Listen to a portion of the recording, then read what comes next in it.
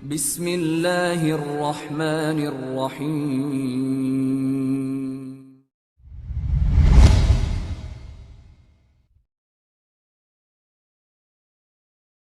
Hasan Basri pernah didatangi oleh 3 orang.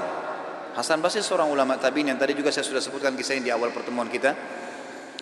Beliau pernah kedatangan 3 orang. 3 orang ini minta nasihat, karena selalu dia nasihatin orang. Hasan Basri terkenal kalau bicara teman-teman surga, neraka, kematian. Nasihatnya selalu berkisar di situ. Jadi orang merasa imannya bertambah. Ringkas cerita, datang 3 orang ke rumahnya. Yang satu mengatakan, "Wahai imam, saya sudah lama menikah, tidak punya anak.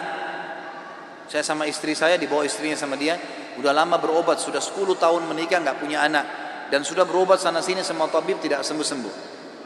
Apa saran Anda?" Sudah ikhtiar, kata Hasan Basri, perbanyak istighfar. Bukan baca ya, perbanyak istighfar. Orang ini pergi. Kemudian masuk orang kedua. "Hai imam, saya sudah lama sakit, di perut saya ini ada penyakit, sakit. Kalau sakit itu luar biasa. Sudah berobat sana sini nggak pernah sembuh. Sudah ikhtiar. Apa saran Anda?" Kata Hasan Basri, perbanyak istighfar. Lalu yang ketiga mengatakan, masuk orang yang ketiga, "Wahai imam, saya sudah lama bekerja keras, tidak pernah kaya seperti fulan." Ditunjuk orang kaya di kampung itu. "Maka saran Anda apa?" Dia bilang, perbanyak istighfar. Perbanyak istighfar. Maka pada saat itu teman-teman sekalian, waktu sudah pulang semua, istri Hasan Basri tanya, "Kenapa tadi 3 orang ini pulang semua?" Ada beberapa athar menyebutkan murid-muridnya yang bertanya, gitu kan. "Kenapa Anda cuma mengatakan istighfar? Kenapa Anda tidak pandu mereka? Mungkin yang satu butuh modal, yang satu butuh tabib, dokter, satu butuh obat mungkin." Kata dia, "Tidakkah kalian sudah dengar kalau mereka sudah ikhtiar, tinggal ada penghambatnya nih, dan penghambatnya adalah dosa-dosa mereka. Dan Allah sudah berfirman dalam surah Nuh, surah nomor 71 ayat 10 sampai 12. A'udzubillahi minasyaitonirrajim. Nabi Nuh berkata kepada kaumnya, "Faqultu astaghfiru rabbakum innahu kana ghaffara." Aku berkata kepada mereka, Nabi Nuh berkata kepada kaumnya, "Istighfarlah kalian, mohon ampunlah pada Tuhan kalian, karena Dia Maha Pengampun. Dia suka kalau kalian tobat." Tuh. Ayat 10, ayat 11-nya, "Yursilis sama alaikum midrara." Mereka atau pasti Allah akan turunkan dari langit hujan yang lebat. Dan kita tahu hujan adalah sumber kehidupan manusia. Makna letter-letternya, makna tadabburnya adalah, makna tafsirnya, Dia akan turunkan dari langit rezeki-rezeki yang midrar. Midrar itu bertubi-tubi. Ayat 12-nya, "Wa yumditkum bi amwalin wa banin wa yaj'al lakum jannatin wa yaj'al lakum anhara." Dan pasti Dia akan memperbanyak buat kalian. Yumdit, mad ini artinya mendobelkan, melipat gandakan. Dan pasti Dia akan melipat gandakan, menambahkan buat kalian keturunan, harta-harta, amwal dan keturunan, serta Dia akan melebatkan kebun-kebun kalian dan akan memperbanyak sungai-sungai kalian, sumber air kalian. Imam Ahmad rahimahullah pernah didatangi teman-teman sekalian oleh seseorang. Maaf, Imam Ahmad pernah di akhir hidupnya, ini kalau teman-teman yang pernah dengar kisahnya, maaf saya ulangi karena memang berhubungan dengan poin ini. Pernah Imam Ahmad rahimahullah di akhir hidupnya dia tidak tahu kenapa dia harus mendatangi sebuah tempat. Lalu kemudian dia pergilah ke sana. Setelah dia tiba di kota itu, tiba waktu maghrib, dia masuk ke sebuah masjid, lalu dia sholat maghrib. Habis maghrib beliau duduk rahimahullah dengan membaca Al-Quran. Imam Ahmad ini kalau nggak salah meninggal tahun 240-an, salah satu dari 4 imam madhab. Imam Ahmad rahimahullah masuk ke masjid, kemudian beliau duduk sholat maghrib, duduk mengaji sampai isya. Beliau sholat isya berjamaah karena tidak tahu kenapa datang ke kota itu. Lalu kemudian beliau ingin istirahat. Habis sholat ba'diyah isya, orang-orang semua pada bubar. Imam Ahmad ke sudut masjid, lalu dia baring. Marbot masjidnya datang, tanya, "Wahai imam, wahai syekh." Syekh ini dalam bahasa Arab bisa berarti orang tua, orang kaya, atau orang pintar. Bisa 3 artinya. Kebetulan Imam Ahmad dipanggil syekh di sini maksudnya adalah orang tua, hai syekh, hai orang tua gitu ya. Kenapa anda di sini? Kata Imam Ahmad, saya mau istirahat, saya musafir, nggak ada kenalan. Kata dia, tidak bisa di masjid, anda harus keluar dari masjid.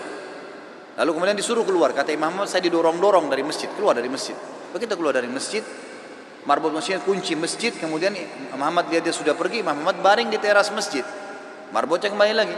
Lalu mengatakan, wahai syekh, ngapain di sini? Dia bilang seperti saya bilang, saya musafir, saya butuh istirahat. Ya. Kata marbotnya, nggak bisa. Ini masjid, peraturan nggak boleh duduk di sini. Lalu kemudian didorong-dorong Imam Ahmad sampai ke jalanan. Di sebelah masjid ada satu orang penjual roti.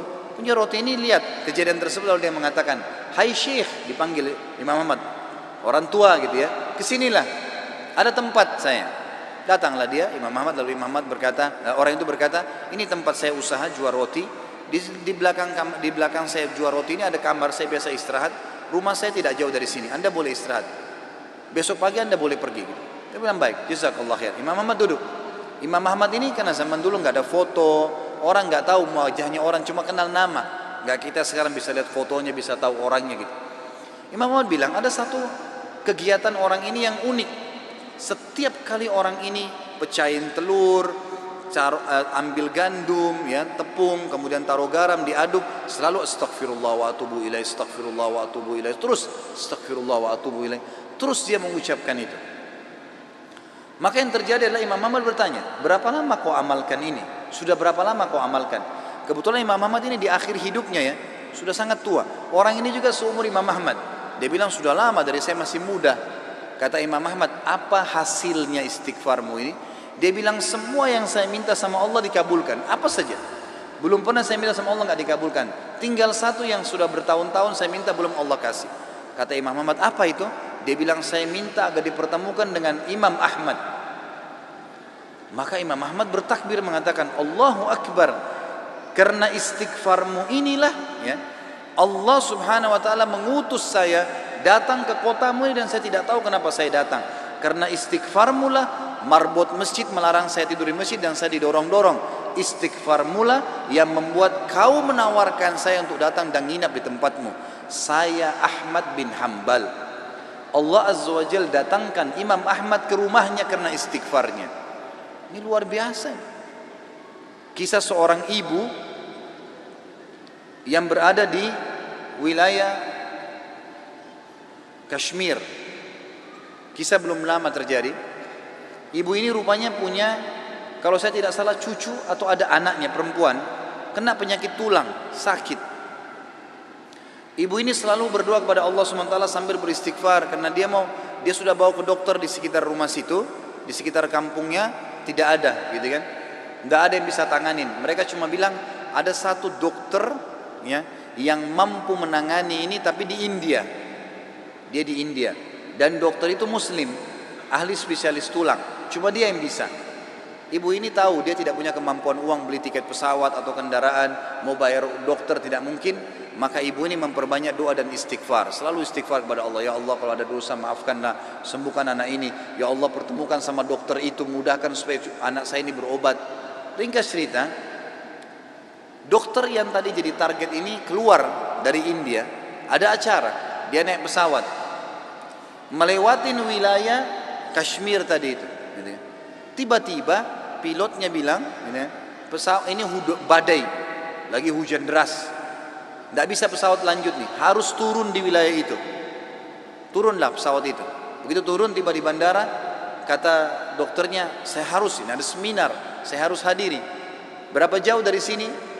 Orang itu bilang target Anda sekitar 4 jam dari sini. Kata dokter, baik, saya mau sewa mobil. Ya, masih bisa keburu, gitu kan? Masih sekitar 6-5 jam lagi acaranya, 5-6 jam lagi. Begitu dia sewa mobil, jalan sedikit dari bandara, ternyata ya, hujan makin keras. Kata supirnya nggak bisa kita jalan. Kalau jalan ini paksanya bisa kita dihancurin oleh badai. Kata dokternya baiklah kita istirahat. Mampir di pinggir, mampir ke sebuah rumah. Rumah itu rumah tua, rumah kayu. Lalu tabibnya ini, dokternya ini naik ke rumah itu, berteduh, ketuk-ketuk, ucapin salam, dijawab waalaikumsalam. Keluarlah seorang ibu. Lalu kemudian dokter ini bilang, maaf, kami ini musafir, hujan lebat, bisa berteduh di sini? Kata ibunya silahkan. Lalu ibunya itu mengambilkan minuman, dihidangkan minuman. Waktu sementara duduk di ruang tamu, anak perempuan si ibu ini lagi nangis-nangis kesakitan tulangnya. Ini ibu yang tadi sakit tulang. Ini dokter yang jadi target sampai di rumahnya. Lalu kemudian dia berkata tabib ini, kenapa anaknya ibu? Dia bilang sakit tulang. Kenapa kok sakit? Kenapa nggak dibawa ke dokter? Sudah, tapi kata dokter semua tidak bisa sembuh. Dan dokter yang bisa tangani cuma seorang dokter di India namanya Fulan. Disebutkan namanya dokter ini. Dokternya tiba-tiba nangis lalu berkata, segala puji bagi Allah subhanallah yang telah mendatangkan saya ke rumah ibu. Saya ini dokter yang ibu sedang targetkan. Allah datangkan dokter itu ke rumahnya justru karena istighfar, karena doanya kepada Allah SWT. Tidak pakai biaya, malah dokter itu biayai gratis dan datang ke rumahnya. Seperti itu, dan banyak ribuan kisah begini teman-teman sekalian yang berhubungan dengan istighfar.